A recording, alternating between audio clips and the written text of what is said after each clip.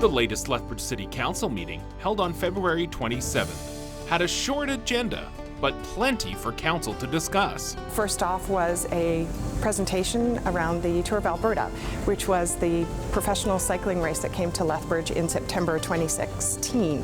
The City Council approved $300,000 for that event. It brought a number of cyclists from around the world here, and it was an amazing event with a festival, and it estimated to bring about $1 million into the city, into our economy. So that was great news. The second piece of great news was it came in under budget, so $25,000 was returned back to the city, and that will go back into the major hosting events grant for other events that may come forward. A resolution was brought forward to Council to discuss the possibility of reducing the costs of bus passes for U of L students.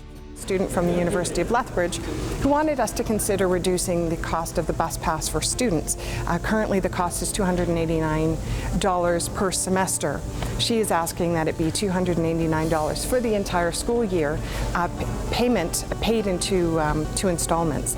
So we did not make a decision on that at this meeting, but we have asked administration to go back and bring back some information on how did this system work at other universities. Most universities in the province, with the exception of two, have something called a U-Pass, where all students are required to buy this bus pass, and that actually makes it to be affordable for everybody. So we've asked them to go back, see what's happening in other communities, also take a look in what is the consequence of the cost of that pass being reduced. Groups that support the construction of new facilities for Exhibition Park and a performing arts center were given greater abilities to find funding for these facilities. Two resolutions that were brought forward for the capital improvement program in 2013 have been changed. The wording in those two were for the Performing Arts Centre and the Exhibition Trade and Convention Centre.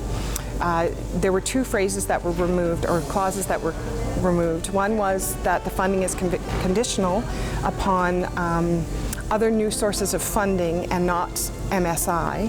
And the third was that the city component would not be committed to until all the other funding sources were gathered. So by removing those and changing the wording slightly on those, that will allow us as Finance Committee to debate those projects, not on their merits. They have already been decided to be viable projects, but how we're going to go about funding them in the future. So those conditions have been removed, and now we can start having debate around priority versus what funding falls in place first. Watch live City Council meetings and past meetings on demand at lethbridge.ca.